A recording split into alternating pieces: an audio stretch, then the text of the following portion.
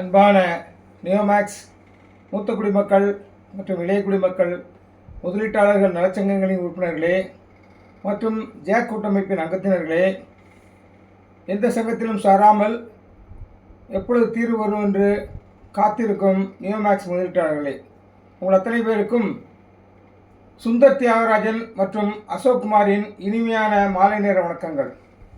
நண்பர்களே, தற்பொழுது ஏலம் போய்கொண்டிருக்கிறது.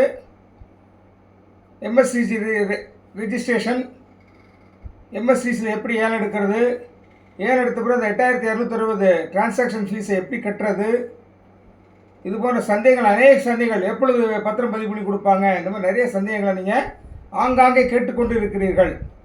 ஜூம் மீட்டிங் வாயிலாகவும் அநேக மக்களிடமும் எங்களிடமும் தொலைபேசி மூலமாக தொடர்புன்னு கேட்டுக்கொண்டு வருகிறீர்கள். அதற்கு சில விளக்கங்களை கொடுக்கலான்னு தான் இந்த ஏற்பாடு நம்ம பண்ணியிருக்கோம். இது முக்கியமான வீடியோ. தயவுசெய்து உங்களை கையெடுத்து கும்பிட்றேன், எல்லோரும் இந்த வீடியோவை பாருங்கள். இந்த யூடியூப் வீடியோவை கண்டிப்பாக எல்லோரும் பாருங்கள், பார்த்து ஒரு புரிதலுக்கு வாங்க. நீங்கள் திருப்பி மீண்டும் எங்களுக்கு ஃபோன் பண்ணுறதை விட்டுட்டு இது நல்லா உள்வாங்கி கேளுங்க. சொல்லுங்கள் அசோக்குமார். ஒரு 18 கேள்வியோட உங்களோட சந்திக்க வந்திருக்கேன் சார். 18 கேள்வி, ரவுண்டாக 20 ஆக்கியிருக்கலாமே. மக்கள் கேட்ட கேள்வியை நான் உங்கள்கிட்ட கேட்டுறேன். தெளிவாக கேளுங்க, கேள்வியே தெளிவாக கேளுங்க, சத்தமாக கேளுங்க, மக்களுக்கு புரியணும். நான் தெளிவாக பதில் சொல்கிறேன். முதல் கேள்வி சார். முதல் கேள்வி சொல்லுங்கள். புகார் அளிக்காமல் எம்எஸ்சிசியில் ரிஜிஸ்ட்ரேஷன் செய்தவர்கள் பாண்டுக்கு லேண்ட் என்ற வகையில் ஏலம் எடுக்கலாமா? நீங்கள் புகார் அளித்தால்தான் உங்களுக்கு ஏலம் எடுக்கவே முடியும். எப்படின்னாக்கா, அதாவது இஎம்டி விலக்கு கொடுக்குறாங்க இல்லையா, அந்த இஎம்டி முன்பண தொகை கட்ட வேணாம் அப்படிங்கிறது யாருக்குன்னா விக்டிம்ஸ், பாதிக்கப்பட்டவர்கள் மட்டும்தான். பாதிக்கப்பட்டவர்கள் சொல்லி யார் எடுக்கிறாங்கன்னா, யாரெல்லாம் இஓடபிள்யூவில் புகார் கொடுத்துருக்காங்களோ அவர்களை மாத்திரம்தான் புகார் அளித்த இது பாதிக்கப்பட்டவர்களாக கருதப்படுகிறார்கள். ஸோ எனவே நீங்கள் ஏலம் எடுக்கலாம், ஆனால் இஎம்டி கட்டணும். அதுக்கப்புறம் 8260 ரூபா. அப்புறம் ஏலம் எவ்வளோக்கு எடுக்கிறீங்களோ, 10 லட்சத்துக்கு ஒரு பிளாட் எடுக்கிறீங்கன்னா 10 லட்சம் முழு தொகையும் உடனடியாக கட்டி ஆகணும். ஸோ அதனால் எம்எஸ்சிசியில் நீங்கள் ரிஜிஸ்டர் பண்ணியிருக்கீங்க, ஆனால் புகார் கொடுக்கல அப்படின்னாக்கா கண்டிப்பாக பாண்டுக்கு லேண்டுன்னு உங்களுக்கு கிடைப்பதற்கு வாய்ப்பு இல்லை. இரண்டாவது கேள்வி சார். புகார் அளித்தவர்கள் எம்எஸ்சிசியில் ரிஜிஸ்ட்ரேஷன் செய்த வகையில் அன்கன்ஃபார்ம்டு என்ட்ரிஸை பயன்படுத்தி ஏலம் எடுக்கலாமா? அதாவது என்ன கேட்டிருக்காங்கன்னா, நான் புகார் கொடுத்துருக்கேன், ஆனால் என்னுடைய பாண்டு எல்லாமே அன்கன்ஃபார்ம்டுன்னு இருக்குது. நான் இப்போ எம்எஸ்சிசி ரெஜிஸ்ட்ரேஷன் பண்ணியிருக்கேன், நான் லாகின் பண்ணி ஏன் எடுக்கலாமா, எடுத்தால் பாண்டுக்கு லேண்ட் கிடைக்குமா அப்படின்னு கேட்குறாங்க. நிச்சயமாக நீங்கள் எடுக்கலாம், நிச்சயமாக நீங்கள் எடுக்கலாம். ஏன்னா என்னென்னு சொன்னால், நீங்கள் புகார் அளிச்சிட்டிங்க, டெபாசிட் நம்பர் உங்களுக்கு வந்துருச்சு, விக்டிம் நம்பர் வந்துருச்சு, பாதிக்கப்பட்டவருடைய நம்பர் வந்துருச்சு. ஸோ கண்டிப்பாக நீங்கள் ஏலத்தில் எடுக்கலாம். அந்த அன்கன்ஃபார்ம்டு பாண்ட்ஸ் எல்லாமே கன்ஃபார்ம்டு பாண்டாக மாற்றி கடைசியில் உங்களுக்கு செட்டில்மெண்ட் வரும்போது நம்ம சரி பண்ணிக்கலாம். மூன்றாவது கேள்வி. ஏலம் எடுத்தவர்கள் டிரான்சாக்ஷன் ஃபீஸ் 8260 எப்பொழுது எப்படி கட்ட வேண்டும்? அதாவது காம்பிட்டன்ட் அத்தாரிட்டி, நீங்கள் ஏலம் எடுத்த உடனே ஒரு மெயில் வரும், எம்எஸ்சிசிலேருந்து ஒரு மெயில் வரும். அது என்னென்னா, நீங்கள் சக்ஸஸ்ஃபுல் பிட்ராக இருக்கிறீங்க, இந்த பிளாட் எடுத்துருக்கிறீங்க. எப்போ காம்பிட்டன்ட் அத்தாரிட்டி அப்ரூவல் கொடுக்குறாரோ அந்த அப்ரூவல் கொடுத்த நாள்லேருந்து 7 நாளைக்குள்ளே நீங்கள் 8260 ரூபா டிரான்சாக்ஷன் ஃபீஸை கட்டணும்னு சொல்லி உங்களுக்கு ஒரு மெயில் வரும். அந்த மெயில் வந்தால் நீங்கள் கவலைப்பட தேவையில்லை. ரெண்டாவது கூடவே இன்னொரு மெயில் வரும். அந்த மெயில் வரும்பொழுது தான் நீங்கள் 8260 ரூபாய் 7 நாளைக்குள்ளே கட்டியாக வேண்டும். அப்படி நீங்கள் கெட்ட தவறினால் சில கட்டலாமா வேண்டாமான்னு டைலமோல் இருக்காங்க. அது அடுத்த கேள்வி வருது, அன்றைக்கி தனியாக இருக்கா இல்லையா? இருக்கு சார். இப்போயே சொல்லிடுறேன். நீங்கள் கெட்ட தவறினால் மினிமம் பெனாலிட்டி போகணும்னு சொல்லி நீதியரசர் சொல்லியிருக்காங்க, வன்மையாக கண்டிச்சார். இது விளையாட்டு வேலை கிடையாது. ஏலம் எடுக்கிறாங்க கூட இவ்வளோ தூரம் ஒரு மத்திய அரசு நிறுவனம் எம்எஸ்சிசியை பிடிச்சி அவங்கள நியமித்து ஏலம் போயிட்டு இருக்கும்போது விளையாட்டு போக்கில் எடுத்துக்கிட்டு அப்புறம் வேணான்னு சொல்கிறது 8260 ரூபா 260 ரூபா கட்டலாக்கா ஆட்டோமேட்டிக்காக கேன்சல் ஆகிடும் அப்படின்னு நீங்கள் நினச்சிட்டு இருக்காதீங்க. நான் ஏற்கனவே அலைபேசி வாயில எனக்கு தொடர்பு பண்ணுறேன்னு நான் சொல்லியிருக்கேன். ஒரு மினிமம் ஏதாவது ஒரு பனிஷ்மெண்ட் கொடுக்கலாம்னு சொல்லியிருந்தேன். அதே மாதிரி மினிமம் பெனால்ட்டி போகணும்னு சொல்லி இப்போ நான் வாய்தாவில் 20ஆம் தேதி வாய்தாவில் நீதியரசர் சொல்லியிருக்கிறாரு. அதனால் கவனமாக இருங்க. எப்படி அந்த 8260 ரூபாய் கட்டணுங்கிறத நம்ம நேற்று இரவு நான் எல்லா குரூப்லேயும் போட்டிருக்கேன், பாயிண்ட் பை பாயிண்டாக போட்டிருக்கேன், படத்தோடு போட்டிருக்கேன், எப்படி கட்டணுங்கிறத நான் போட்டிருக்கேன். அதை நீங்கள் பார்த்து கொள்ளுங்கள். நான்காவது கேள்வி சார். நான் புகார் அளித்துள்ளேன், ஆனால் இஓடபிள்யூ வெப்சைட்டில் என் பெயர் இடம்பெறவில்லை, நான் எப்படி ஏலத்தில் கலந்து கொள்வது? அதாவது இதெல்லாம் நீங்கள் தான் சரி பண்ணிக்கணும். நீங்கள் புகார் கொடுத்துருக்கீங்க, உங்களுடைய டெலிஃபோன் நம்பர் சரியில்லை மேட்ச் ஆகலைன்னு சொல்லி வருது, ஒரு சிலருக்கு வருது. ஒரு சிலருக்கு பேரை தப்பாக அடிச்சிருக்காங்க, டெலிஃபோன் நம்பரை தப்பாக அடிச்சிருக்காங்க. இந்த மாதிரி குளறுபடிகள் எல்லாம் நீங்கள் எல்லாருமே இஓடபிள்யூ போய் ஒரு மனு எழுதி கொடுத்து தான் சரி பண்ணணும். சார் நான் மனு எழுதி கொடுத்துட்டேன் சார், அவங்க சரி பண்ணல சார் அப்படின்னு எங்களை கேட்குறீங்க.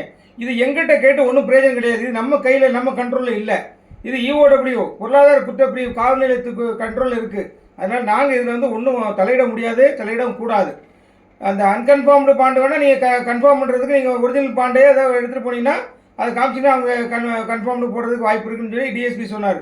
இந்த மற்ற பிரச்சனைகள் எல்லாமே டெலிஃபோன் நம்பர் தப்பு, நேமை தப்படிச்சு வச்சுருக்காங்க, அதனால் எனக்கு எம்எஸ்சிஸில் ரெஜிஸ்ட்ரேஷன் பண்ண முடியல அப்படிங்கிறதுல நீங்கள் தான் போய் அங்கே போய் தான் நேரில் பார்த்துக்கணும். அவங்க வந்து ஒன்ஸ் கரெக்ட் பண்ணி உங்களை வச்சா கரெக்ட் பண்ணிடுவாங்க கம்ப்யூட்டரில். ஆனால் வெப்சைட்டில் அப்லோட் பண்ணாமல் இருக்கிறாங்க, இன்னும் அப்லோட் பண்ணாமல் இருக்காங்க. 2 மாதத்துக்கு முன்னாடி கொடுத்து அப்லோட் பண்ணாமல் இருக்காங்க. அதை நம்ம கேள்வி கேட்பதற்கு நமக்கு உரிமை இல்லை. 5வது கேள்வி, ஏலம் எடுத்துவிட்டு 8260 கட்டிவிட்டால் எப்பொழுது பத்திரம் பதியப்படும்? இப்போ 8260 டிரான்ஸ்ஃபர் ஃபீஸ் கட்டிடுறீங்க. நிறைய பேர் ஜூம் மீட்டிங்லாம் கேட்குறாங்க, சார் எங்களுக்கு எப்போ சார் உடனே பதிவு பண்ணி கொடுத்துருவாங்களான்னு கேட்குறீங்க. வாய்ப்பில்லை ராஜா, வாய்ப்பே இல்லை. எல்லா சொத்துக்களையும் அது ஜூம் மீட்டிங்கில் தப்பாக சொல்கிறாங்க. அந்த பூலியை முடிஞ்சவொடனே உங்களுக்கு பதிவு பண்ணி கொடுத்துருவாங்கன்னு சொல்கிறாங்க. எல்லாம் தவறு, நம்பாதீங்க, தவறு. எல்லா சொத்துக்களையும் ஏலம் விட்ட பிறகு இப்போ அடுத்து வந்து பூலியே முடிஞ்சோன்னா pool B, pool C, pool D, pool ஈலாம் இருக்குது. இது எல்லா சொத்துக்களையும் ஏலம் விட்டு முடிச்சதுக்கு அப்புறம் தான் உங்களுக்கு பத்திரம் பதிவு பண்ணி உங்கள் கைக்கு வரும். பத்திர செலவு நம்ம தான் செலவு செய்ய வேண்டியிருக்கோம். ஸோ அப்போ தான் வரும். அது வந்து எப்போ கால நிர்ணயம்லாம் கிடையாது. அது எவ்வளோ ஃபாஸ்ட்டாக ஏலம் நம்மளாம் எடுத்து இந்த கால அவகாசத்தை கால நீட்டிப்பை வந்து குறைக்கிறோமோ அதை பொறுத்து தான் கிடைக்கும். இது வந்து கடவுளுக்கு மட்டும் தான் தெரியும், எனக்கும் தெரியாது, யார் நீதியரசர் கூட தெரியாது. ஏன்னா ஏலம் ஸ்பீடாக போகணும். ஏலம் ஸ்பீடாக போனால் தான் முழுமையாக எல்லா சொத்துக்களும் ஏலம் விட்டதுக்கு அப்புறம் தான் ஒரு கால நிர்ணயம் வைப்பார்கள், அப்போ தான் கொடுக்கப்படும். ஏன்னா எவ்வளோ பெர்சன்டேஜ் வருது கணக்கு போடுவாங்க, கணக்கு போட்டு தான் கொடுப்பாங்க. இப்போ பெர்சன்டேஜ் பத்தலை அப்படின்னாக்கா நிறுவனத்துலேருந்து கேட்கலாம், இன்னும் சொத்துக்கள் கேட்கலாம், பினாமி சொத்துக்களை எடுக்கலாம். அது வந்து இப்போ நம்ம சொல்ல முடியாது. 6வது கேள்வி sir, upset value is equal to valuation committee price plus 25% பணமாக கட்ட வேண்டும் என சிலர் சொல்வது சரியா? நல்லா படிங்க. 25%. 25%. ஒரு சிலர் என்ன சொல்லிட்டு இருக்காங்கன்னா, தவறாக சொல்லி அதுவும் ஜூம் மீட்டிங் வேலை தான் என்ன சொல்கிறாங்கன்னா, இந்த அப்செட் ப்ரைஸ் என்பது வேல்யூவேஷன் கமிட்டி போட்டாங்களே ப்ரைஸ் வேல்யூ, அந்த வேல்யூ ப்ளஸ் 25% வச்சிருக்கிற நீதியரசர். ஒரு சிலர் என்ன சொல்கிறாங்கன்னா, அதிபுத்திசாலிகள் இந்த 25% ரைஸ் பண்ணி வச்சிருக்காருல்ல, அந்த 25% பணமாக கட்டணும் அப்படின்றாங்க. அப்படி பணமாக கட்டினாதான் பணமாக மற்றவங்களுக்கு கொடுக்க முடியும் அப்படின்னு சொல்லி அப்படி சொல்லவே இல்லை. நீதியரசர் சொல்லவே கிடையாது. தப்பு, தவறாக சொல்லிட்டு இருக்காங்க உட்காந்து அதிபுத்திசாலிகள். அதை கேட்காதீங்க, அப்படி சொல்லவே இல்லை. அவர் எதுக்கு அப்செட் ப்ரைஸ் 25% வச்சார்னா, நாமெல்லாம் நீதிமன்றத்தில் போய் கைகூப்பி அவர்கிட்ட கேட்டுக்கிட்டோம். என்னென்னா இதில் ஏதாவது உள்ளடி வேலை நடந்துடக்கூடாது, அரசியல்வாதிகள் பெரிய பெரிய தலைவர்கள் வந்து கம்மி ரேட்டுக்கு எடுத்துகிட்டு போயிடக்கூடாது, கம்மி ரேட்டுக்கு ஏலம் போச்சுனாக்க எங்களுக்கு லாஸ் ஆகும், எங்களுக்கு பெரும் நஷ்டம் ஏற்படும் முதலீட்டாளர்களுக்கு அப்படின்னு சொன்னது காரணமாக அவர் 20% அதிகமாக வச்சு வெளியால் வந்து ஏலம் எடுப்பாங்க நம்பிக்கையில் அப்படி வச்சார். அப்செட் ப்ரைஸ் ரைஸ் பண்ணி வச்சார். ஆனால் வெளியால் ஏலம் எடுக்க வரல. ஸோ அதனால் நம்ம வந்து பாண்டுக்கு லேண்டாக கன்வெர்ட் பண்ணிக்கலாம். ஆனால் அது கூட சொல்கிறேன், தயவுசெய்து தோழர்களே, நீங்கள் 10 லட்சம் பாண்டு வச்சுருந்தா 10 லட்சத்துக்கு முழுமையாக எடுக்காதீங்க. அதில் 50%, அதிகபட்சம் 60%க்கு ஏலம் எடுங்க. நான் ஏற்கனவே பல முறை சொல்லியிருக்கேன், நீங்கள் ஃபுல்லாக எடுக்கலாம். அதையும் வந்து அதிபுத்திசாலிங்க ஜூம் மீட்டிங்கில் சொல்கிறாங்க, நீங்கள் ஃபுல்லாகவே எடுக்கலாம், 7% ஏலம் எடுக்கலான்றாங்க. தவறு தவறு தவறு. நீங்கள் எடுத்தீங்கன்னா நீங்கள் மாட்டிப்பீங்க. எப்படி மாட்டிப்பீங்கன்னா, இப்போ ஒருத்தர் 10 லட்சம் வச்சுருக்காரு, 5 லட்ச ரூபாய்க்கு 2 பாண்டு, ஒரு 6 லட்சத்துக்கு ஒரு பிளாட்டும் 4 லட்சத்துக்கு ஒரு பிளாட் எடுக்கிறான்னு வச்சுங்களேன். இவருக்கு எல்லா சொத்துக்களும் ஏலம் விட்டு முடிச்ச பிறகு 60% தான் கிடைக்கிற மாதிரி இருக்குன்னு வச்சுங்களேன். 6 லட்சம் பிளாட் இவருக்கு தப்பிச்சிக்கும். ஆனால் 4 லட்சம் பாண்டு எக்ஸ்ட்ரா எடுத்துக்கல, இன்னொரு பிளாட் எடுத்துக்கல, அந்த வீட்டு மனையை திருப்பி கொடுக்க வேண்டிய நிலைமை வரும். அப்பொழுது திருப்பி கொடுக்க வேண்டிய நிலைமை வரும் பொழுது நீங்கள் கையிலேருந்து பணம் கொடுக்க மாட்டீங்க. ஆனால் 8260 ரூபா 2 பிளாட்டு கட்டியானுங்களே, அது 7 நாள் கட்டணும்னு சொல்கிறாங்க இல்லையா, அது உங்களுக்கு லாஸ் ஆகிடும். அது வந்து யானை வாயில் போன கரும்பு தான். எம்எஸ்சிசி கார்டில் போய் எனக்கு திருப்பி கொடு அந்த பைசான்னு கேட்க முடியாது. நீங்கள் என்ன பிளாட்டு வேணான்னு சொல்லலாம். ஆனால் எம்எஸ்சிசிலேருந்து அந்த பணம் 8260 ரூபா நீங்கள் வாங்குறது கடினமாகிவிடும், ஆல்மோஸ்ட் கிடைக்காது. அதனால தான் நம்ம என்ன சொல்கிறோம்னா ஒரு 50% 60%க்கு ஏலம் எடுங்கன்னு சொல்கிறோம். புரிஞ்சுக்கங்க. 7வது கேள்வி சார், எம்எஸ்டிசியில் பதிவு செய்யாமல் புகார் மட்டும் அளித்தவர்கள் நிலைமை என்னவாகும்? எம்எஸ்டிசியில் பதிவு செய்யாமல் புகார் மட்டும் அளித்தவர்கள் நிலைமை என்னவாகும்? இது எந்த கேட்டகரினா, எனக்கு பணம் தான் வேணும்னு உட்காந்துட்டு இருக்க குரூப்பு. ஒரு சிலர் அவேர்னஸே இல்லாத குரூப்பு, இந்த ஏலம் போயிட்டுருக்குன்னு அவேர்னஸே இல்லாத குரூப்பு, ஒரு சிலர் பட்டன் ஃபோன் யூஸ் பண்ணிட்டு இருப்பாங்க, என்ன உலகத்தில் நடக்குங்கிறதே தெரியாமல் ஆல்மோஸ்ட் கோமோ ஸ்டேஜில் இருக்கிறவங்க மாதிரி என்ன நடக்குன்னு தெரியாமல் இருக்கிறவங்க, இது எல்லாமே இந்த கேட்டில் வருவாங்க. இதில் எல்லாம் நடக்கிறதெல்லாம் தெரிஞ்சுக்கிட்டே கோர்ட்டுக்கெலாம் போயிட்டு 14% போய் அட்டன் பண்ணிவிட்டு எனக்கு பணம் தான் வேணும்னு ஒரு குரூப் நிற்கிறாங்க இல்லையா, அடமண்டாக நிற்கிறாங்க இல்லையா, அவங்க தீர்வு வந்து தள்ளி போகணும், வரக்கூடாது அப்படின்னு நினைக்கக்கூடிய குரூப். யாருக்குமே தீர்வு வரக்கூடாது நினைக்கக்கூடிய குரூப். எப்படின்னா தேர்ட் பார்ட்டி எடுத்தாங்கன்னா பணமாக கிடைக்கும், பணமாக கிடைச்சா எனக்கும் நல்லதான்னு நான் பலமுறை சொல்லியிருக்கேன், இப்பவும் சொல்கிறேன், இப்பவும் சொல்லுவேன், எப்பவும் சொல்லுவேன். தேர்ட் பார்ட்டி ஏன் எடுத்தாலும் நமக்கு நல்லதான், நமக்கு பணம் வந்து பணமாக கொஞ்சமாக கிடைக்குங்கிறது உண்மைதான். ஆனால் தேர்ட் பார்ட்டி யாரும் வரல, 4 பேர் தான் எடுத்திருக்காங்க இது வரைக்கும். 1981 பிளாட்டு ஏலம் போயிருக்குது. அந்த 1981 பிளாட்டில் 1877 பேர் நம்மளால தான் எடுத்துருக்கான், விக்டிம் தான் எடுத்துருக்கான். 4 பேர் பாதிக்கப்படாத தேர்ட் பார்ட்டி எடுத்துருக்காங்க. அதில் 2 பேர் தான் முழுசாக பணத்தை கட்டிருக்காங்க, மீதி 2 பேர் கட்டல. இப்படி இருக்கும்போது எப்படி பணமாக கிடைக்கும்? அதனால் நீங்கள் வந்து கம்ப்ளைண்ட் கொடுத்துக்கிட்டு எம்எஸ்சிஸில் பதிவு பண்ணாமல் ஏலத்தில் கலந்துக்காமல் இருந்தீங்கன்னாக்கா நீங்களாம் எங்கே போன்றிருக்கணும்னா டேன்பிட் கோர்ட்டுக்கு போன்றிருக்கும். டேன்பிட் கோர்ட்டுக்கு ட்ரையல் கோர்ட்டுக்கு போன்றுவா தான் ட்ரையல் கோர்ட்டு. அங்கே தான் வழக்கு நடக்கும். அங்கே வழக்கு நடக்கும்போது எத்தனை வருஷம் நடக்குது இல்லையா, 10 வருஷம் நடக்கலாம், 15 வருஷம் நடக்கலாம், 20 வருஷம் நடக்கலாம், அதை தூக்கி கிடப்பில் கூட போட்டலாம். அத்தனை வருஷம் நீங்கள் காத்திருக்கணும், அவ்வளோதான். 8வது கேள்வி, புகார் அளிக்காமல் இருப்பவர்கள் எப்படி ஏலம் எடுப்பது, அதற்கு என்ன செய்ய வேண்டும்? புகார் அளிக்காமல் இருக்கோம் ஏலம் எடுக்க முடியாது. ஏன்னா எடுக்கலாம், எப்படி எடுக்கலாம்னா நீங்கள் பாதிக்கப்படாதவர் சொல்லி நீங்கள் எம்எஸ்சிஸில் இது ரிஜிஸ்டர் பண்ணி லாகின் பண்ணி இஎம்டி தொகையை கட்டிட்டு ஏலம் எடுக்கலாம். ஏலம் எடுத்த பிறகு 8260 ப்ளஸ் பிளாட்டுக்குரிய மொத்த காசையும் நீங்கள் பணமாக கட்டணும். நீங்கள் வந்து தேர்ட் பார்ட்டி போல் ட்ரீட் பண்ணப்படுவீர்கள். அதனால் நீங்கள் புகார் கொடுப்பது நல்லது, புகார் கொடுப்பது நல்லது நல்லது நல்லது. புகார் கொடுக்காம இருக்கவங்க என்னென்ன நிறைய பேர் கேள்வி கேட்டுட்டு இருக்கீங்க, எங்களெல்லாம் கேள்வி கேட்குறீங்க. நான் இப்போ சொல்கிறேன், நீங்கள் புகார் அளிப்பது நல்லது. அது எப்படி அளிக்கணும்னு வேணால் நீங்கள் வேணால் என்கிட்ட கேளுங்க, தனிப்பட்ட முறையில் ஃபோன் பண்ணி கேளுங்க, நான் சொல்கிறேன். ஆனால் இதில் நான் எப்போவுமே நான் என்ன சொல்லுவேன்னாக்கா, அந்த செப்டம்பர் மாதம் 21 நான் என்ன சொன்னேன்னா கடைசி வாய்ப்பு நீதியரசர் சொல்லிட்டாரு. அதனால் 10 லட்சத்துக்கு கீழே போட்டவங்க நீங்கள் தைரியமாக புகார் கொடுங்க. 10 லட்சத்துக்கு மேலே போட்டிருக்கவங்க நீங்கள் உங்கள் ஆடிட்டர் இன்கம் டேக்ஸ் ஆடிட்டர் கேட்டுங்க, இன்கம் டேக்ஸ் ப்ராப்ளம் வருமானு கேட்டுங்கன்னு சொல்லி நான் சொன்னேன். இப்போவும் அதே ஸ்டாண்டில் தான் நிற்கிறேன். நான் பரவாயில்ல சார், இன்கம் டேக்ஸ் ப்ராப்ளத்தை நான் ஃபேஸ் பண்ணிக்கிறேன்னு சொல்கிறவங்க எப்படி கொடுக்கணும்னு சொன்னீங்கன்னா என்கிட்ட கேளுங்க. அதுக்கு தனிப்பட்ட முறையில் நம்ம ஃபார்முலா ரெடி பண்ணி வச்சுருக்கோம், அது நாங்கள் உங்களுக்கு தருவோம், அவ்வளோதான். 9வது கேள்வி சார், 20/5/2026 அன்று தாங்கள் ஏன் மதுரை நீதிமன்றத்தின் விசாரணையில் கலந்து கொள்ளவில்லை? அந்த 25 2 நாளைக்கு முன்னால் 2 நாளைக்கு முன்னைக்கு 23 இல்லையா, 3 நாளைக்கு முன்னாடி இருந்த விசாரணைக்கு நாங்கள் போகல. ஏன் போகலாம், நாங்கள் தேவையில்லாமல் போக மாட்டோம். வழக்கறிஞருக்கு வீணாக காசு கொடுத்து வேஸ்ட் பண்ணுறது இல்லை நம்ம இதில் கிடையாது. நான் அந்த வழக்குக்கு முன்னாடியே சொன்னேன், விசாரணைக்கு வருதுன்னு சொல்லும்போதே நான் முன்னாடியே என்ன சொன்னேன்னா, நான் கிளியராக அசோக் மாட்டேன்னு சொன்னேன். என்ன சொன்னேன்னா, அடுத்து என்ன மறு ஏல தேதி அறிவிப்பாங்க, அந்த ஷெடியூல் போடுவாங்க, இதுதான் நடக்குது, வேறு பெருசாக எதுவும் நடக்காது. எத்தனை பிளாட் ஏலம் போயிருக்கு, எத்தனை பேர் வெளியாளர்கள் எடுத்திருக்காங்க, ரிஜிஸ்ட்ரேஷன் எத்தனை பேர் பண்ணியிருக்காங்க, இதுதான் போகும் தவிர வேறு எதுவும் பெருசாக போகான்னு சொன்னேன். அன்றைக்கி பார்த்தீங்கன்னா நிறைய பேர் பார்ட்டி இன்வெஸ்ட்லாம் போயிருக்காங்க, போய் ஒன்றுமே நடக்கலை.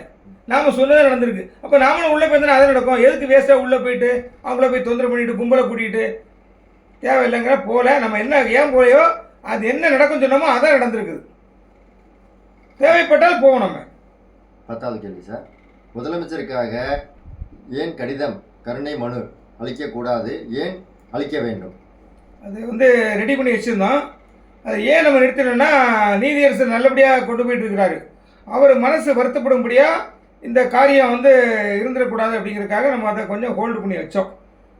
ஆனால் இப்போ அதனால் ஒன்றும் பிரச்சனை இல்லை. நம்ம என்னென்னா 2வது பாயிண்ட் 3வது பாயிண்ட்லாம் பார்த்தீங்கன்னா, இந்த எம்எஸ்சிசி கொடுக்குற பணம்லாம் இருக்கு இல்லையா, இதெல்லாம் குறைக்கலாம், பதிவு கட்டணத்தை கொஞ்சம் சலுகை கொடுக்கலாம், இதை வந்து கேட்கலாம். இது கேட்குறதுக்கு நமக்கு உரிமை இருக்குது. இது எந்த விதத்தில் நீதிமன்ற நடவடிக்கையை நீங்கள் வந்து பாதிக்கிற மாதிரி ஆகாது. அதனால் நாங்கள் ஆலோசனை பண்ணிகிட்ருக்கோம். முதலமைச்சர் சந்திக்கைக்கும் பார்த்து ஏற்பாடு பண்ணி காய் நடத்திக்கிட்டு இருக்கோம். எல்லாத்தையும் நாங்கள் வந்து பதிவிடுவோம். திருப்பி இன்னொரு கருணை மனு நாங்கள் போடுவோம். அந்த கருணை மனுவை நீங்கள் வந்து டவுன்லோட் பண்ணி நீங்கள் முதலமைச்சருக்கு அனுப்ப வேண்டிய சூழ்நிலை கண்டிப்பாக வரும். ஏன்னா நம்ம வந்து கட்டண பதிவு இருக்கு இல்லையா, பதிவு கட்டணம், அதெல்லாம் சலுகை கேட்கறதுக்கு நம்ம ரைட்ஸ் இருக்குது. ஏன்னா பாதிக்கப்பட்டவங்க எங்களுக்கு ஹெல்ப் பண்ணுங்கன்னு கருணை மனு தான், இது பேரே கருணை மனு, அதை நம்ம கண்டிப்பாக கேட்போம். 11வது கேள்வி சார், ஏலம் எடுத்தவர்கள் ரூபாய் 8260 கட்டத் தவறினால் என்ன நடக்கும்? கட்டத்தவறினா கண்டிப்பாக உங்களுக்கு வந்து அபராதம் ஏதாவது போடுவாங்க. சொல்லிட்டார், மைனர் பெனால்ட்டி ஏதாவது போடணும், அப்படின்னு நிதியரசர் சொல்லிட்டாரு. ஏன்னா இது வந்து விளையாட்டுத்தனமாக சில நிறைய இது பண்ணிடுவாங்க. நீங்கள் உண்மையிலே ஏதாவது தப்பு பண்ணிட்டீங்கன்னாக்கா அன்றைக்கி பாருங்கள், ஒருத்தர் வந்து 5 லட்சம் 10,000 என்னமோ ஒரு பிளாட்டு, அதுக்கு வந்து 51 லட்சம் கோட் பண்ணிட்டார் ஒருத்தர். அதை வந்து நீதியரசர் வந்து கன்சிடர் பண்ணலாம் சொல்லியிருக்காரு. என்ன தவறு, நம்ம ஏற்கனவே வந்து இது வந்து சாஃப்ட்வேர்லேயே கரெக்ட் பண்ணணும்னு சொல்லி எடிட் ஆப்ஷன் கொடுக்கணும்னு கேட்டிருந்தோம். என்ன ஒரு வயசானவங்க கை ஆட்டம் இருக்கும், நடுக்கு இருக்கும், அந்த கை நடுக்கத்தில் ஒரு எக்ஸ்ட்ரா வந்து ஒரு இது பண்ணிடக்கூடாது, ஒரு சைபர் போட்டுறக்கூடாதுங்கிறதுக்காக நம்ம அப்படி எடிட் ஆப்ஷன் கேட்டால் அது வந்து எடிட் ஆப்ஷன் கொடுக்கல, நீதியரசர் கொடுக்கல. ஸோ அதனால் வந்து இது வந்து ஏதாவது ஒரு மைனர் பெனால்ட்டி கொடுப்பாங்க. 12வது கேள்வி, முதலீட்டு தொகைக்கு மேல் அல்லது அதற்கு இணையான அளவு ஏலம் எடுக்கலாமா? காரணங்கள் என்ன? முதலீட்டு தொகைக்கு இணையாக மேலே எடுத்தீங்கன்னா நீங்கள் அந்த தொகையை கண்டிப்பாக இமீடியட்டாக கட்டணும் இருக்கும். ஒருத்தர் 10 லட்சம் போட்டிருக்காருன்னா ஒரு 12 லட்சத்துக்கு ஒரு ஏலம் எடுக்கிறாருன்னா அந்த 2 லட்சத்தை இமீடியட்டாக கட்ட சொல்லுவாங்க. நான் என்ன சொல்கிறேன்னா 50% 60% ஏன் எடுக்க சொல்லுவாங்கிறத நம்ம ஏற்கனவே பலமுறை சொல்லிட்டேன். எம்எஸ்சிசி கட்டுற பணம் வந்து நமக்கு திரும்ப கிடைக்காமல் போய்விடும். அதற்காக முதலீட்டு தொகை எவ்வளோ பண்ணியிருக்கீங்களோ அதில் ஒரு 50% 60%. ஒருத்தர் 10 லட்சம் போட்டதுன்னா 5 லட்சம் 6 லட்சத்துக்கு எடுக்கலாம். 1 கோடி ரூபா ஒருத்தர் போட்டதானா 50 லட்சம் அல்ல 60 லட்சத்துக்கு எடுக்கலாம் அப்படிங்கிறத நம்ம சொல்லிட்டு இருக்கோம். ஏன்னா எம்எஸ்சிஸில் போய் நீங்கள் வீணாக பணத்தை கொடுத்து நீங்கள் வந்து இழப்பீடை நீங்கள் சந்திக்க கூடாது அப்படிங்கிறத நம்மளோட எண்ணம். 13வது கேள்வி, ப்ராஜெக்டுகளில் பவுண்டரி ஸ்டோன் இல்லை, எனது மனையை நான் எப்படி கண்டுபிடிப்பது? எல்லா சைட்லையுமே ஸ்டோன் இல்லை. எல்லாம் இந்திய குடிமகன் இருக்கான் இல்லையா, குடிமகன் ஒரு குவார்ட்டருக்காக கல் எடுத்துகிட்டு போய் விற்றுருக்கானுங்க, நிறையா பண்ணியிருக்கானுங்க. அதனால் கல்லே இல்லை, நிறைய இடத்துல கல் சாஞ்சி கிடக்கலாம். இப்போ கம்ப்ளைண்ட் வருது நமக்கு. அப்போ நான் மனையை எப்படி கண்டுபிடிக்கிறதா? கண்டிப்பாக கண்டுபிடிக்க முடியாது. நீங்கள் இப்போதைக்கு அந்த வந்து லே அவுட்டை வச்சு எடுங்க, ஏலம் எடுங்க. நம்ம நிறுவனத்தோடு பேசி நம்ம நிறுவனத்தார் உதவியோடு நம்ம அதை வந்து செய்ய நம்ம சொல்லலாம். சங்கம் வந்து அந்த இதை வந்து முன்னெடுக்கும். அதை பற்றி கவலைப்படாதீங்க. சங்கம் முன்னெடுக்கும் போது நீங்கள் அதுக்கு வந்து நீங்கள் வந்து என்ன பண்ணணுமோ அதை பண்ணி நம்ம வந்து பண்ணிக்கலாம். அதை 14வது கேள்வி, குரூப் பிட் பற்றி விளக்கங்கள் தேவை. குரூப் பிட்டு பண்ணிக்கலாம். ஒரு குடும்பம் இருக்குன்னா அம்மா அப்பா அம்மா பிள்ளைகள் பேரன் பேத்தி யார் பேரில் போட்டதாலும் நீங்கள் குரூப் பிட்டு குடும்பமாக வந்து எடுக்கலாம். நண்பர்கள் கூட கலந்து எடுக்கலாம். இது என்ன கண்டிஷன்னாக்கா எல்லாருமே பாதிக்கப்பட்டவங்களாக இருக்கணும், புகார் கொடுத்துருக்கணும். பாதிக்கப்பட்டவங்க தான் குரூப் பிட்டில் கலந்துக்க முடியுமே தவிர பாதிக்கப்படாத தேர்ட் பர்சன் வந்து இதில் கொண்டு இழுத்து விட்டுறக்கூடாது. பாண்ட் இருக்கணும், அவங்க பேரில் பாண்ட் இருக்கணும், கம்ப்ளைண்ட் பண்ணியிருக்கணும். இது மெயினான பாயிண்ட். இது இதை ஞாபகத்தில் வச்சு குறிப்பிட்டு வந்துடலாம். நண்பர்களாக சேர்ந்து ஒரு 10 நண்பர்கள் சேர்ந்து எடுக்கலாம், ஒரு பெரிய சொத்தை எடுக்கலாம், இல்லைன்னா குடும்பத்துக்குள்ளே எல்லாம் சேர்ந்து எடுக்கலாம். இது குறிப்பிட்டு அலோவ் பண்ணிட்டார் அவர். 15வது கேள்வி, தீர்வு காலதாமதம் ஆகிறது, இதற்கு யார் காரணம்? நீங்களே சொல்லுங்கள், யார் காரணம்? நீங்கள் தான் சொல்லணும் யார் காரணம். இப்போ நிறுவனத்தை சொல்ல முடியுமா? நான் நிறுவனத்துக்கு சாதகமாக பேசுகிறேன் நினைக்காதீங்க. நிறுவனம் சொத்துக்களை கொடுத்துட்டான், சொத்து 10மா 10ஆதாங்கிறது எல்லாம் ஏலம் போனதுக்கு அப்புறம் தான் தெரிய வரும். 7,000 கோடி வருதா, அவன் சொன்ன வேல்யூ வருதா, அல்லது இவங்க வேல்யூஷன் கமிட்டி போட்ட வேல்யூ வருதா, அல்ல என்ன வேல்யூ வருதுன்னு நமக்கு தெரியாது. அது அப்போ தான் தெரியும். இப்போ அவன் இருக்கிற சொத்தை கொடுத்துட்டான். இப்போ ஏலம் போகணும், தேர்ட் பார்ட்டி வர மாட்டேங்கிறான். அப்போ யார் எடுக்கணும்? நம்ம தான் எடுக்கணும். நம்மளும் எடுக்கலாம். தீர்வு தாமதமாகிறது யார் காரணம்? நாம தான் காரணம். 16 கேள்வி, சொத்துக்கள் குறைவாக இருப்பேன் என்ன நடக்கும்? சொத்துக்கள் குறைவாக இருந்தால் கண்டிப்பாக அவர் வந்து திருப்பி கேட்கலாம். பினாமி பேரில் உள்ள சொத்துக்கள் எல்லாம் எடுக்கலாம். மீண்டும் எனக்கு சொத்துக்கள் வேணும் 10 சொல்லி கேட்கலாம். அப்படி இல்லை என்றால் பெயிலை கேன்சல் பண்ணலாம். அப்படி இல்லைன்னா இருக்கிற சொத்தை வரைக்கும் இவர் பங்கு வச்சு கொடுத்துட்டு 50%, 60%, 70% கொடுத்துட்டு மீதி 30%க்கு ட்ரையல் கோர்ட்டுக்கு அனுப்பிடலாம். இதில் பணம் தான் வேணும்னு இருக்கவங்களே ட்ரையல் கோர்ட்டுக்கு அனுப்பி விட்ருவாரு. அவங்களுக்கு ஒன்றும் கிடைக்காது. ட்ரையல் கோர்ட்டில் போய் அது ட்ரையல் கோர்ட்டில் வழக்கு நடக்கும். வழக்கு வாய்தாலாம் இந்த மாதிரிலாம் போட மாட்டாங்க. 1 வாரம் 10 நாள் 2 நாள்லாம் போட மாட்டாங்க. ஒரு வழக்குனாக்கா 2 மாதம் 3 மாதத்துக்கு ஒரு வாய்தா போடுவாங்க. அது நடக்க பல வருஷமாக நடந்துகிட்டு இருக்கும். அங்கே தான் போய் பார்த்துக்கணும். 17வது கேள்வி, தூத்துக்குடி முன்னாள் ஜோனல் கேட்டு அவர்களின் நிலைமை என்ன? தூத்துக்குடி ஜோனல் கேட்டாலே நம்ம சுரேஷ் தான். கல்யாண விட இருந்தால் மாப்பிள்ளையாக இருக்கணும், இளவிட இருந்தால் புணமாக இருக்கணும்னு சொல்லுவார் இல்லையா, அந்த மாதிரி ஒரு கேரக்டர் உள்ள பர்சன் தான். அவருடைய நிலைமை என்னென்னா, அவர் சாஃப்ட்வேர் எடுத்துக்கல, இப்போ கூட எடுத்துக்கல. ஒரு ஆளை அவர் கையால் அனுப்பிவிட்டார். நவீன காலத்து பண்டரிபாய் தெரியல. அந்த காலத்தில் படத்தில் வந்து அழுதுகிட்டே இருப்பாங்க, ஃபுல்லாக கண்ணீர் விட்டுட்டே இருப்பாங்க, கண்ணீர் கம்பளையுமாக தான் அவங்க நடிப்பாங்க. நவீன காலத்து பண்டரிபாய் ஒருத்தரை அனுப்பிவிட்டு பேசலாம் பார்த்தார். அவர் என்னமோ சுரேஷனும் பெரிய தியாகி மாதிரியும் அவரை வந்து பாதுகாப்போடு, உயிருக்கு ஆபத்திற்கு பாதுகாப்போடு நீதிமன்றத்துக்கு கொண்டு வரணும், அல்லது இது வாயிலாக ஆன்லைன் வாயிலாக பேசி அவர் வந்து அவருடைய இதை கேட்கணும், சாஃப்ட்வேரை பற்றி கேட்கணும்னு சொல்லியிருக்காங்க. ஏங்க அதாவது ஆளே இல்லாத கடையில் ஒருத்தன் டீ ஆத்துறான்னு சொல்லுவாங்க இல்லையா, அந்த மாதிரி இங்கே ஏலம் போயிட்டுருக்கு. இவர் யாருமே இல்லாத இடத்துல சாஃப்ட்வேர் வைக்கணும்னு சொல்லிட்டு இருக்கிறாரு. என்னன்னே ஒன்றும் புரியல. அடுத்து 18வது கேள்வி. தூத்துக்குடி சோனல் கேட்டு சுரேஷ் தீர்வை தாமதப்படுத்த நிறுவனத்தின் தலைவருக்கு புகார் அளிக்க ஏற்பாடு செய்ததாக சொல்கிறார்களே, இது உண்மையா? தெளிவாக படிக்கலை. தூத்துக்குடி சுரேஷ் இருக்கா இல்லையா, அந்த பகவான் அந்த சோக்காளி என்ன பண்ணிட்டு இருக்காரு, இப்போ நிறைய வீடியோ பதிவாக போடுறாரு. அவர் வந்து இந்த டிஜிட்டல் படைப்பாளி, பெரிய டிஜிட்டல் படைப்பாளி அவர். அதனால் அவர் என்ன பண்ணுறாரு, நிறுவனமே தாமதப்படுத்துறதுக்காக தலைவர்களெல்லாம் புகார் கொடுக்க சொல்லிட்டாங்க அப்படின்னு சொல்லியிருக்காரு. தலைவர்னு அவர் சொல்கிற யார் சொல்கிறாருன்னா SHTHலாம் சொல்கிறாரு. LSC SHTH CH RH AH இந்த மாதிரி ஆளுங்க சொல்லிட்டு இருக்காரு அவர். ஆனால் இந்த புண்ணியமாக தூத்துக்குடி சுரேஷ் ஜோனல் ஹெட்டு இவர் சோனல் ஹெட்டு SHTH என்ன ஒன்று தான்ப்பா, நீ சும்மா குறுக்கு பேசாத. ஜோனல் ஹெட்டு இவர் டைரக்டர், இவர் புகார் கொடுத்துருக்காருங்க. இவர் புகார் கொடுத்துருக்காரு. அவருடைய புகார் என்ன படிக்கிறேன் கேளுங்க. இவர் பேர் மரியான் சுரேஷ். இவருடைய கம்ப்ளைண்ட் நம்பர் EOWல 18907 18907 18907. இவருடைய புகார் என்ன, இவருடைய மனைவி ஹேமா, அவங்க புகார் நம்பர் வந்து 13436 13436. அடுத்து இன்னொரு கம்ப்ளைண்ட் நம்பர், அவன் மனைவி பேரில் 2 கம்ப்ளைண்ட் இருக்குது. 13439 13439. இந்த சுரேஷுங்கிறவர் அவருடைய கம்ப்ளைண்ட் நம்பர் என்ன சொன்னேன், 18907 சொன்னேன் இல்லையா, 18907 அந்த புகார் எண்ணுக்கு மரியான் சுரேஷ் அவருடைய வீட்டு அட்ரஸ் எல்லாம் தூத்துக்குடி அட்ரஸ் எல்லாம் கிளியராக இருக்குது EOWல. ஆனால் மொபைல் நம்பர் என்ன கொடுத்துருக்காருன்னா 8098010103. நல்லா நீங்கள் நோட் பண்ணிங்க, 8098010103 கொடுத்துருக்காரு. ஆனால் இது அவருடைய நம்பர் கிடையாது. இதுக்கு ஃபோன் பண்ணி கேட்டால் குருவாடி, ராம்நாத் டிஸ்ட்ரிக்டில் குருவாடிங்கிற ஒரு இடத்துல இருக்கக்கூடிய ராஜபாண்டிங்கிறவர் எடுக்கிறாரு ஃபோனை. சார் இது ஏன் நம்பர் சார், நிறைய பேர் இப்படி தான் சார் ஃபோன் பண்ணி கேட்குறாங்க, மரியான் சுரேஷா நீங்கள் இந்த மாதிரி EOW அப்படிங்கலாம் பேசுகிறாங்க, எனக்கு ஒன்றுமே புரியல சார், எனக்கு நியமனம் என்னென்ன தெரியாதுங்கிறாரு. ஸோ இந்த புத்திசாலி டிஜிட்டல் படைப்பாளி, தூயவர், புத்திசாலி, அதிமேதாவி, கல்யாணம் விட நான் தான் மாப்பிள்ளையாக இருப்பேன், இலை விட நான் தான் புணமாக இருக்கேன்னு சொல்லக்கூடிய நபர் ஒரு ஒரு ஒரு ஒரு கேணக்கு இருக்கேன். இந்த ஆள் சொல்கிறாரு நிறுவனம் தாமதப்படுத்துறதுக்காக தலைவர்கள்லாம் வந்து புகார் போய் கொடுக்குறாங்களாம். இந்த ஆளை நான் கேட்குறேன், இந்த ஆளை மனுஷனாக இருந்தாலும் ஜோனல் கட்டு டைரக்டாக இருந்துட்டு நீயே கொடுக்கும் பொழுது ஒரு SH பாவம், அவன் கொடுக்கல என்ன தப்பு இருக்குது, அவனும் அவன் பணத்தை போட்டிருக்கான் இல்லையா, அப்போ அவன் கொடுக்கல என்னையா தப்பு இருக்குது. சுரேஷை பிடிச்சி சட்டையை பிடிச்சி கேளுங்க நீங்கள் பார்த்தீங்கன்னா, அல்ல அதாவது ஜூம் மீட்டிங் ஏதாவது போட்டால் அதை கேளுங்க, இந்த பாயிண்ட்டை கேளுங்க. நீங்கள் கம்ப்ளைண்ட் நம்பர்லாம் நோட் பண்ணி வச்சுங்க, கேளுங்க. 18907 அந்த ஆளோட நம்பரு. Wife Hema 13436 and 13439. வேறு எதாவது இருக்கா? அவ்வளோதான் சார், இது வரைக்கும் கொஸ்டின்கள் அவ்வளோதான். ஸோ அதனால் தொடர்களே டைமும் போயிட்டுருக்குது. இதை நீங்கள் நல்லா புரிஞ்சுப்பேன் நினைக்கிறேன். இன்னும் ஏதாவது விடுபட்டு இருந்தாக்கா நீங்கள் கேளுங்க சொல்கிறோம். ஆனால் யூடியூப்லேயே பார்க்காம, இந்த வீடியோ பார்க்காம புசுக்குன்னு ஃபோன் எடுத்து பண்ணாதீங்க. எங்களுக்கு வேதனையும் வரியும் தருது, எங்களுக்கு கோவத்தை எரிச்சலை விட்டு, எங்களுக்கு எரிச்சலாக இருக்குது. யூடியூப் அப்போ தான் போட்டுருக்கேன், உடனே ஒருத்தர் அதே பாயிண்ட்டு கேள்வி கேட்குறாரு, யூடியூப்பை பார்க்குறதில்ல. ஏங்க வாட்ஸ்அப்பில் எதுங்க இருக்கீங்க? இதை விட முக்கியமான வாட்ஸ்அப்புக்குள்ளே வேறு எதாவது இருக்குமா? நம்ம பணத்தை போட்டு ஏமாந்து நொந்து போய் உட்காந்துருக்கோம். நாங்கள் செய்திகளை சொல்லிட்டே, நேற்று மட்டும் நைட்டு பார்த்தீங்கன்னா நைட்டு 11:30 மணி இருக்கும். நான் வந்து எத்தனை செய்தி நான் போட்டிருந்தேன், மெசேஜ் போட்டிருந்தேன்.